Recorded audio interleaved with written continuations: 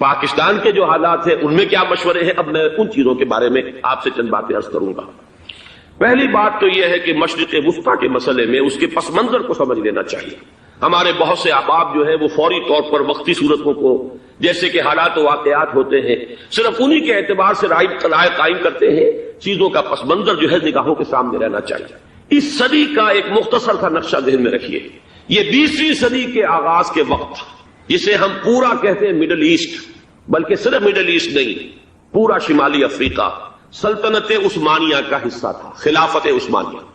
Libya, الجزائر، مصر، پورا حجاز، یمن، پورا عراق، شام، اور یہ شام ہی کے حصے ہیں در حقیقت، اردن اور لبنان، یہ سب، یہ شام عرب، عراق عرب، یہ پورا علاقہ خلافت عثمانیہ یہ اس کا حصہ تھا۔ پہلی جنگ عظیم میں انگریزوں نے عربوں کو بغاوت پر آمادہ کیا، غداری پر آمادہ کیا، انہوں نے خلافت عثمانیہ کے خلاف بغاوت کی، بیج بوئے ان کے دلوں کے اندر نفرت میں، ابھارا انہیں کہ تم ترکوں کے غلام کیوں ہو، تمہیں خود حاکم ہونا چاہیے، تم کھڑے ہو جاؤ، ہم مدد کریں گے، تم بغاوت کرو، تم ان ترکوں کے خلاف ہماری مدد کرو، ہم تمہیں آزاد کر دیں گے، تم اپنے پاؤں پر خود کھڑے ہو جانا۔ یہ بہت ہی ہمارے لیے دردناک المیہ ہے اس پہلی جنگ عظیم کا۔ کرنل لارنس جیسا شخص، برطانوی استعمار، اور اس کے نتیجے میں عربوں نے بغاوت کی۔ اور اس قدر دردناک بات آپ کو بتا رہا ہوں، میں پہلی مرتبہ جب سن 62 میں حج کے لیے گیا مدینہ منورہ میں، ابھی وہ ریل کے انجن کھڑے ہوئے تھے۔ یہ ترکی کے زمانے میں، سلطنت عثمانیہ کے زمانے میں بغداد سے مدینے تک ریلوے لائن تھی۔ یہ پورا ایک عالم سلطنت عثمانیہ، صرف سلطنت نہیں، خلافت عثمانیہ، پوری ٹرینیں جو ہے ترکوں کی اڑائی گئی، ہزاروں ترکوں کو شہید کیا گیا، یہاں تک کہ صحن حرم میں شہید کیے گئے سینکڑوں ترک۔ یہ جرم تھوڑے نہیں، معمولی نہیں۔ آج جس کی سزا مل رہی ہے، معلوم ہونا چاہیے کہ وہ جرائم کون کون سے تھے۔ اب بھی جو لوگ گئے ہیں انہوں نے دیکھا ہوگا، ترکی کا قلعہ موجود ہے اوپر پہاڑی کے اوپر، حرم کا جو سب سے بڑا دروازہ ہے باب ملک عبد العزیز، اس کے سامنے ایک لائبریری ہوتی تھی، اب تو غالباً وہ بھی گرا دی گئی ہے، اس کے پیچھے پہاڑی پر ترکوں کا قلعہ ہے پرانا، اس پر توپیں موجود تھیں۔ جب بغاوت ہوئی ہے، جو حرم میں آئے ہوئے تھے ترک فوجی، ظاہر بات ہے نہتے، وہ تو نماز پڑھنے آئے ہوئے تھے، ان کو وہاں ذبح کیا گیا ہے، اور ترکوں نے اپنی توپیں استعمال نہیں کی کہ کہیں بیت اللہ کو کوئی نہ پہنچ جائے۔ بہرحال یہ غداری ہوئی ہے پہلی جنگ عظیم کے دوران، اور نہ صرف ترکوں کے، عربوں نے کی ہے۔ جیسا کہ میں نے کہا تھا، دو ہیں سب سے بڑے مجرم روئے ارضی کے اوپر امت مسلمہ کے طبقات۔ ہمارا پنجابی سپاہی بھی جا کر انگریزوں کی مدد کر کے ایلن بی کو قبضہ جو لے کر دیا بغداد کا، اس میں ہمارے مسلمان پنجابی سپاہی بھی شامل تھے۔ یہ خون چکاں باب ہے ہماری تاریخ کا اس صدی کا۔ لیکن اس کے بعد سلطنت عثمانیہ کے ٹکڑے ہو گئے، چیچڑے ہو گئے۔ ایک انگریز نے لکھا ہے یہ جملہ، ذہن میں بجھا ہوا جملہ، کہ تاریخ میں یہ بات ثبت ہو جائے گی کہ ایک انگریز نے اس سلطنت کے ٹکڑے کر دیے کہ جو عمر فاروق نے قائم کی تھی رضی اللہ تعالی عنہ۔ یہ پورا عالم، یہ تمام علاقہ کس نے فتح کیا گیا؟ یہ بات ہاتھ بدل گئے تھے، پھر ترک آ گئے، خلافت عثمانیوں کے پاس چلی گئی، لیکن یہ سلطنت تو حضرت عمر رضی اللہ تعالیٰ عنہ کے زمانے سے چلی آ رہی تھی۔ اس کو ایک انگریز کرنل نے، اور اس نے بغاوت میں آمادہ کر کے عربوں کو اور ترکوں کے پیٹھ میں چھرا ڈھپوا کر ان کے ذریعے سے اور ٹکڑے کر دیے۔ لیکن جب جنگ ختم ہوئی، اب انہوں نے کہا کہ اب ہمیں آزادی دیجیے، تو اب انہیں معلوم ہوا کہ غداروں کو دنیا میں کیا ملتا ہے، ٹکڑے کر دیے گئے۔ یہ حصہ عراق یہ انگریز کے پاس رہے گا، شام کا یہ علاقہ یہ فرانسیسیوں کے پاس رہے گا، مصر پر انگریزوں کا تسلط رہے گا، لیبیا اطالویوں کے پاس رہے گا، لے دے کر یہ جو علاقہ تھا حجاز، کیونکہ وہاں کچھ تھا ہی نہیں، بوادن غیر ذی زرع، یہ عربوں کے پاس چھوڑ دیا گیا۔ اس وقت جو بادشاہ ہیں شاہ حسین اردن کے، ان کے دادا سب سے بڑے غدار وہی تھے، لہذا ان کو اس علاقے کی بادشاہت دے دی گئی۔ اس کے بعد نجد سے ایک تحریک اٹھی ہے، وہ سعودی جو خاندان ہے وہ نجد سے اٹھا۔ نجد میں اس وقت کچھ بھی نہیں تھا، وہ تو صرف ریت کے تودے تھے اور کچھ بھی نہیں، لہذا ادھر کسی استعماری قوت کو دیکھنے کی ضرورت ہی نہیں تھی۔ وہ تو بعد میں تیل برآمد ہوا اور اس کی حیثیت ہو گئی، اور یہ امارات کا علاقہ جو ہے اس کی دنیا میں اب گویا کہ یوں سمجھیے کہ جو سب سے زیادہ اہم علاقے ہو سکتے ہیں روئے ارضی کے نقشے پر، ان میں سے ایک وہ ہو گیا۔ لیکن یہ اس وقت کی بات میں کر رہا ہوں، کوئی حیثیت نہیں تھی، لہٰذا اس کو چھوڑ دیا گیا۔ یہ ہے تاریخی پس منظر، یہ لکیریں جو کھینچی گئی ہیں یہ ایک ملت اسلامیہ کو جو قومیتوں میں تقسیم کیا گیا، پھر نعرے لگوائے گئے المصر للمصریین الشام للشامیین. اب شامی ایک علیحدہ قوم ہو چکے ہیں، مصری ایک علیحدہ قوم ہو چکے ہیں، عراقی ایک علیحدہ قوم ہو چکے ہیں. یہ ساری تقسیمیں استعمار کی پیدا کرنا ہے، اس کا کوئی تعلق اسلام کے ساتھ نہیں. اب ضرورت تو اس بات کی تھی کہ استعمار کے پنجے جب یہاں سے کچھ ہٹے، دوسری جنگ عظیم کے بعد ایک دور آیا، امریکہ ابھرا ہے دنیا کی عالمی سطح پر سیاست میں. اس کے ہاں کچھ آزادی کے تصورات تھے، اس نے بھی سپورٹ کیا. برطانیہ کمزور ہو چکا تھا، وہ اتنے بڑے علاقے کو اب ہولڈ نہیں کر سکتا تھا. ہندوستان بھی آزاد ہوا، پھر یہ کہ اور دوسرے علاقوں سے بھی اس کو پسپائی اختیار کرنی پڑی. استعمار کے پنجے جس طرح بھی ہوئے، ان کے سینوں سے، عربوں کے سینوں سے جو ہے گویا کہ وہ ہٹے. لیکن امریکہ نے ایک اپنی بہت بڑی حکمت عملی جو اختیار کی، عالم عرب کے سینے میں اسرائیل کا خنجر پیوست کر دیا تاکہ یہ کبھی آزاد نہ ہو جائیں، ہمارے انگوٹھے تلے رہے، ہماری پالیسی گورن کرے. یہ استعمار کا دوسری جنگ عظیم کے بعد جہاں برطانوی استعمار، فرانسیسی استعمار رفتہ رفتہ یہ ہٹنے شروع ہوئے. صدر ناصر نے انگریزوں کو اٹھا کر پھینکا میڈیٹرینین میں اور دوسرے جگہوں سے. الجزائر نے آزادی حاصل کی فرانس سے، اطالویوں سے جو ہے لیبیا والوں نے آزادی حاصل کی. یہ ہو گیا، لیکن ایک خنجر پیوست کر دیا گیا اسرائیل کا سینہ عرب. اس صورتحال میں ظاہر بات ہے کہ ایک تو بڑی آئیڈیل پوزیشن تھی کہ پورا عالم اسلام متحد ہو، لیکن وہ تو بہت دور کا خواب معلوم ہوتا ہے. علامہ اقبال سے بڑا کوئی نقیب نہیں ہے ملت اسلامی کی وحدت کا. ایک ہو مسلم حرم کی پاسبانی کے لیے نیل کے ساحل سے لے کر تا بخا کے کاشغر. لیکن انہیں بھی اپنے لیکچرز میں کہنا پڑا کہ اس وقت جو صورتحال ہے پورے عالم اسلام کی ایک وحدت بن جانا تو تقریباً ناممکن نظر آ رہا ہے. اگر کسی طرح ایک common wealth of Muslim nations وجود میں آ جائے تو بھی بڑی کامیابی ہوگی، لیکن اس سے بھی پہلے یہ تو زیادہ آسان تھا کہ عالم عرب ایک وحدت کی شکل اختیار کر لے. یہ تو ایک قوم ہے، اکثر و بیشتر ایک نسل یا زیادہ دو نسلیں کہتی تھیں. شمالی افریقہ میں بربر نسل بھی ہے، باقی تو سب عرب ہے. یہ پورا عالم ایک نسل، ایک زبان، پورے اتنے رقبے کے اوپر بولے جانے والی ایک زبان، یہ تو ایک ہو جائے. افسوس یہ ہے کہ اس کا ایک ہو جانا، ایک شخصیت ابھری تھی جو مذہبی مزاج کی شخصیت تھی، جو دینی مزاج کی حامل شخصیت تھی. اگر اس کی قیادت میں عالم عرب متحد ہو جاتا تو واقعتاً ایک بہت بڑا جو ہے مرحلہ وہ طے ہو جاتا پوری عالمی ملت اسلامیہ کی ایک وحدت اختیار کرنے کا. وہ شخصیت تھی شاہ فیصل شہید کی. اور اس لفظ کے ساتھ ہی آپ کے ذہن میں آ گیا ہوگا کیوں انہیں شہید کر دیا گیا، کس نے کیا کرایا، کہاں سے تعلیم حاصل کر کے آیا تھا وہ جس نے شہید کیا شاہ فیصل شہید کو. اس کی گردن پر کون سوار تھی، وہ یہودی لڑکی کے جس کے فوٹو بھی شائع ہوئے، ایک گردن پر اٹھائے کھڑا ہوا شہزادہ اپنی ایک یہودی دوست کو، لڑکی کو. اور وہی ہے کہ جس نے جا کر پستول سے شہید کیا ہے.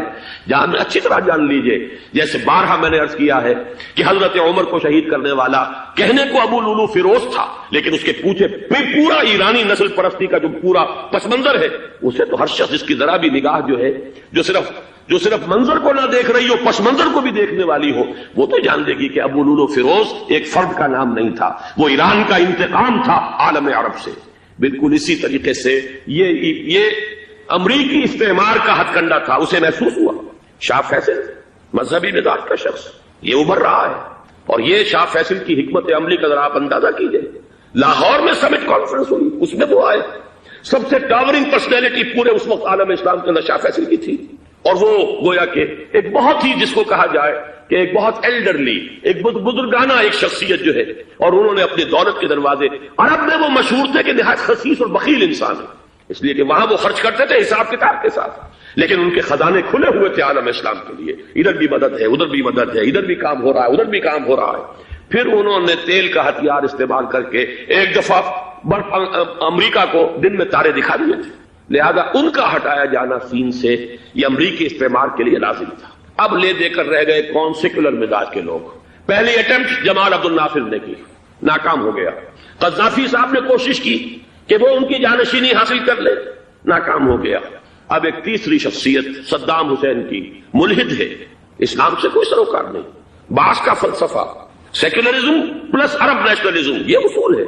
لیکن یہ ہے کہ یہ شخصیت اب ابھر کر ایسی آئی ہے کہ اس سے اس وقت یہ جان لیجئے، میں امریکہ میں بھی عربوں سے مل کر آیا ہوں، سعودی عرب میں بھی اب میں وہ دیکھ آیا ہوں. نوجوان نسل جو ہے عربوں کی، پورا جو دوسرے عرب ممالک ہیں جہاں پر کہ مذہب کا اتنا چرچا ہی نہیں ہے، پورا فلسطینی عرب، جارڈن کے عرب، شامی عرب عوام وہ سب کے سب صدام کے پیچھے ہیں، اس لیے کہ انہیں نظر آ رہا ہے کہ ایک شخص پھر ایسا پیدا ہو کر سامنے آ گیا ہے جو شاید عالم عرب کو پھر یونائٹ کر لے، اور یہ ہے اصل وہ شے کہ جو امریکہ کے لیے کسی صورت میں قابل قبول نہیں۔ دولت کے یہ ذخائر، خلیج کی یہ دولت، سیال سونا اور اس کے ذخیرے، اور یہ کسی طریقے سے یہ امریکہ کے زیر اثر نہ رہے، یہ ہے وہ شے جو اسے برداشت نہیں ہے۔ وہ کوئی اربوں کی محبت میں نہیں آیا 2.5 لاکھ فوج لے کر، وہ کوئی شاہی عرب جو خاندان ہے سعودی، اس سے اس کی کوئی دلچسپی نہیں ہے، کوئی پتہ نہیں کہ وہ خود ان کو ہٹا دے اور وہاں پر کوئی جمہوری ڈھانچہ جو ہے وہاں پہ کھڑا کروا دے خود امریکہ۔ اس لیے کہ سعودی عرب میں دیکھ آیا ہوں، حالات اگرچہ ظاہر بات ہے کہ زیادہ گہرائی میں تو وہاں جانے کا موقع ہی نہیں ہوتا، بہت ہی مستبد حکومت ہے، لیکن صاف نظر آ رہا ہے کہ اس وقت دونوں طبقے نوجوانوں کے جو ہے وہ شاہی خاندان کے شدید خلاف ہو چکے ہیں۔ جو وہاں پر جدید مثقف طبقہ ہے، جدید تعلیم یافتہ، جو باہر پڑھ کر آیا ہے امریکہ میں اور کہیں اور وہ کثیر تعداد میں، وہ صاف سوال کر رہے ہیں کہ یہ بلینز اور بلینز آف ڈالرز کے جو ہمارا خرچہ آتا تھا، ہمارے ہتھیاروں کے آرڈر جاتے تھے، وہ کہاں گئے؟ کل 65,000 فوج، اور عرب کے پاس، سعودی عرب کے پاس اتنے ٹینک بھی نہیں ہیں جتنے کہ یمن جیسے غریب ملک کے پاس، تو ہمارا روپیہ یہ گیا کہاں؟ یہ ایک سوال ہے جو ہر شخص کے ذہن کے سامنے ہے۔ اب ہمیں اپنے معاملات کو خود سنبھالنا ہوگا۔ اسی طریقے سے جو مذہبی طبقہ ہے، اور وہاں ہے بڑی تعداد میں مذہبی طبقہ نوجوان جن میں بڑا جذبہ ہے، اور ان کا وہ جوش جہاد انہیں جہاد افغانستان تک لے کر آیا، سینکڑوں عرب نوجوان یہاں جو ہے شہید ہوئے۔ اپنے ملک میں تو انہیں بولنے کی بھی کوئی امکان نہیں ہے، لیکن یہاں وہ جذبہ جو اندر اندر پروان چڑھ رہا ہے، وہ جذبہ انہیں لایا ہے، اور افغانستان کی سنگلاخ وادیوں کے اندر انہوں نے جام شہادت نوش کیا ہے۔ وہ طبقہ بھی شدید مخالف ہو چکا ہے کہ انہوں نے امریکیوں کو بلا کر، ان میں یہودی بھی ہیں، عیسائی تو ہے ہی ہے، یہودی ہیں، یہودی عورتیں ہیں، جو کچھ اب وہاں بے حیائی اور بے پردگی کے مناظر نظر آ رہے ہیں۔ یہ سرزمین عرب، میں نے امریکہ میں تقریر سنی ہے اسنا کے جو فائنل ان کا ایک سیشن تھا، اسلامک سوسائٹی نارتھ امریکہ، جس میں میں مدعو کیا گیا تھا، اور اسی لیے میں نے یہ سفر کیا تھا۔ ایک نوجوان نے جو تقریر وہاں پر کی ہے، واقعہ یہ ہے کہ میں حیران رہ گیا اس کی جرأت کا۔ اس نے کہا کہ حضور نے فرمایا تھا کہ جزیرہ نما عرب میں 2 دین جمع نہیں ہو سکتے، اور آج شاہی خاندان کی صرف اپنی حکومت کو بچانے کے لیے امریکیوں کو اتنی بڑی تعداد میں بلا لیا گیا ہے، جن میں موبائل چرچ بھی ہیں، موبائل سینیگوگز ہیں، یہودی مرد اور عورتیں جو ہے دندناتے پھر رہے ہیں آج عرب کی سرزمین پر۔ لہذا جو مذہبی طبقہ ہے وہ اس پر شدید رد عمل جو ہے اس کے اندر پایا جاتا ہے۔ یہ حالات ہیں جو میں آپ کے سامنے چاہتا تھا کہ رکھوں۔ یہ وہ شامت اعمال ہے۔ ایک طرف یہ کہ وہ شخصیت جو ہے صدام حسین کی، وہ کوئی پسندیدہ شخصیت نہیں، لیکن یہ کہ اس شخصیت کو تقویت دینے والے بھی تو یہی لوگ تھے۔ انہیں خطرہ تھا ایران کے انقلاب سے کہ کہیں اسی قسم کا کوئی انقلاب ہمارے ہاں نہ آ جائے، لہذا انقلاب ایران کو ایکسپورٹ نہ ہونے دے، اس لیے انہوں نے اسی صدام حسین کو بلینز اور بلینز آف ڈالرز کی مدد دی۔ آج وہی ہے، عربی کی تو ایک کہاوت بھی ہے، سم من کلبک یا کو، اپنے کتے کو کھلا پلا کے موٹا کرو، کسی روز تمہیں کو کاٹے گا۔ آج وہ تو انہیں کاٹتا، لیکن یہ کہ اس کا جو علاج تجویز ہوا ہے وہ انتہائی خوفناک ہے۔ 2.5 لاکھ امریکی وہ استعمار کے پنجے جو بمشکل عالم عرب کے سینے سے جو گڑے ہوئے تھے اس استعمار نے، مشکل ہٹے تھے کہ ایک دم اب وہاں پر خبریں آ رہی ہیں، فرانسیسی بھی آ رہے ہیں، برطانوی بھی آ رہے ہیں، کہاں کہاں سے فوجیں آ رہی ہیں، اور وہاں پر 2.5 لاکھ تو صرف امریکن آرمی کا، اس میں تقریباً 1.5 لاکھ تو پہنچ چکی، اور جو بھی ہوگا وہاں پر جیسا کہ میں نے عرض کیا ہے اس قدر خوفناک سین ہے۔ میں نے بہت سے حضرات واقف ہوں گے، کئی مرتبہ میں نے حوالہ دیا ہے مولانا سید حامد ریا رحمہ اللہ کا۔